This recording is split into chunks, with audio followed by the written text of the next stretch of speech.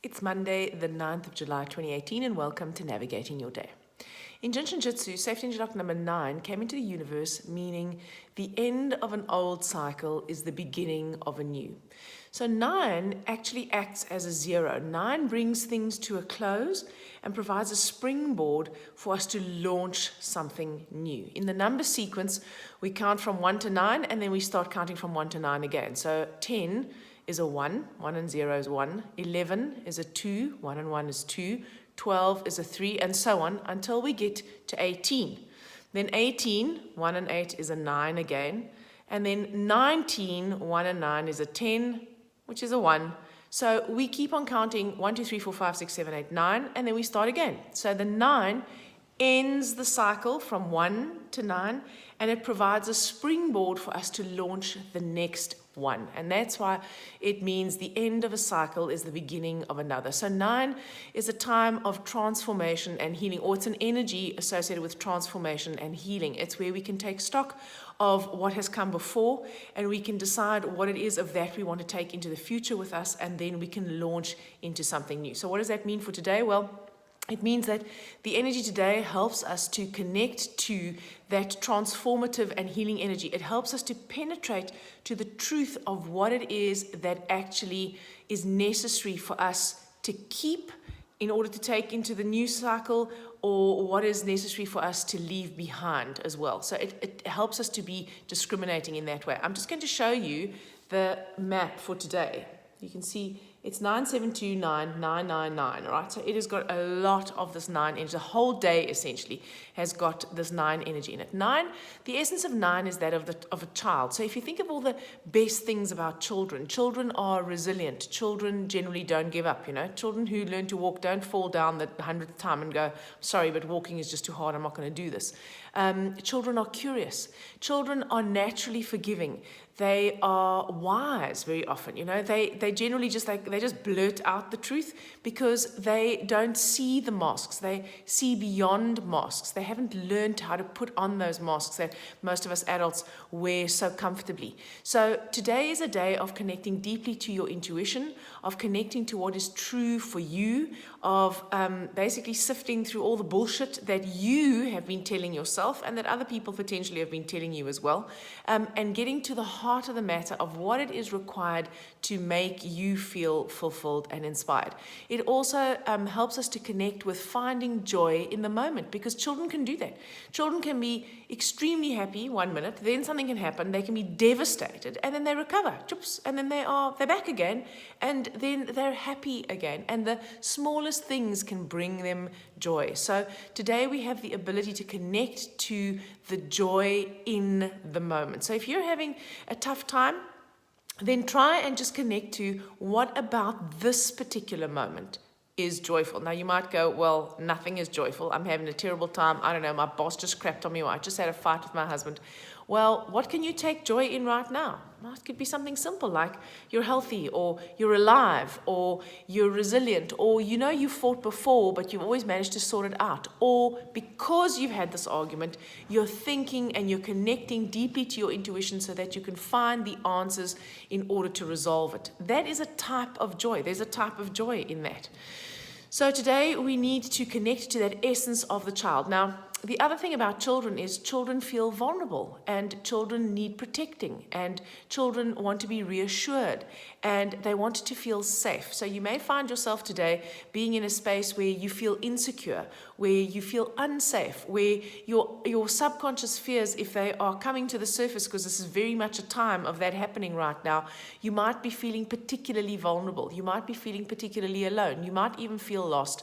So what do you do about that? If there's no one there that can comfort you, then you have to be the comforter. So when you see yourself as that young child, then you will know what to do for yourself in order to bring the comfort. What I mean by that is, let's just say a young child comes to you and they're crying. You say, well, why are you crying? And they say, well, because, I don't know, Johnny took my toy. Now, if you were going to be harsh, you'd say, oh, well, pull yourself together. That's life, okay? Shit happens. Get over yourself. that's not particularly comforting, is it? But if you were to be kind and comforting towards that child, you'd probably put your arms around them or put them on your lap and explain to them that, I don't know, possessions aren't everything, or you'd go with them to Johnny and you'd speak to Johnny and you would make some sort of compromise so that the child could get their toy back. And so that's, if we can see ourselves as that young child and we can treat ourselves the way in which we wanted to be treated or would like to be treated, then it becomes easier for the rest of the world to treat us in that way as well. When we keep on relying on externals to bring us the comfort that we seek, we generally tend to repeat patterns where we are not given that very thing. And that's to teach us that we are the provider of our comfort, of our security, and of our safety. Because you come into this world on your own and you leave on your own. And so you are not all you've got. You're not all you've got. Of course, you've got people around you, but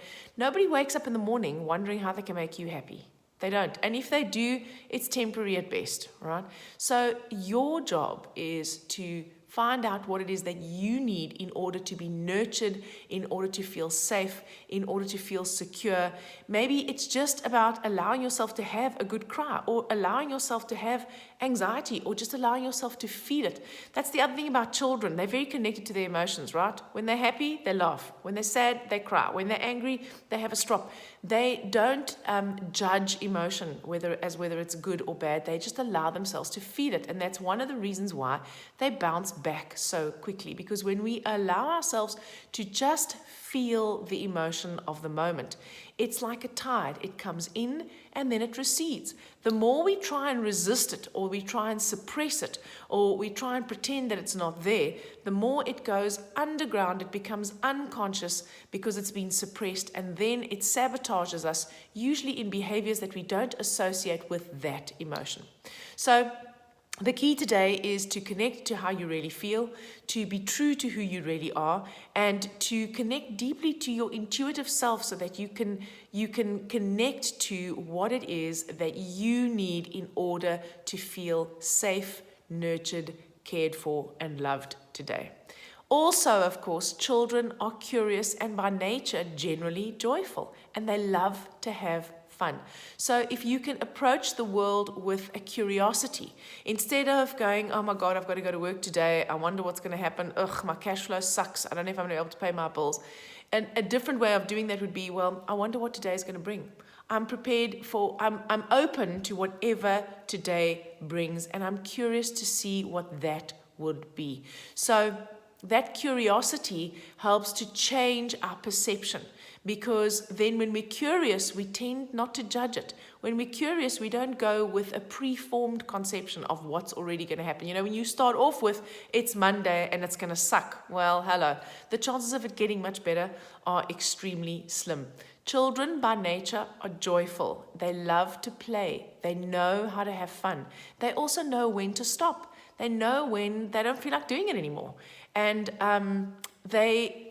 however, when they are focused on getting something done or something right, like learning to walk, for example, they generally don't give up. They may rest, they may take a break from it, but they don't give up. They return to the task. So we have the day number as a 9, we have the hero as a 9, we have the villain as a 9. So when we have 9 in the villain position, then we are stubborn. We stubbornly cling onto our old ways of doing. We stubbornly cling onto old notions.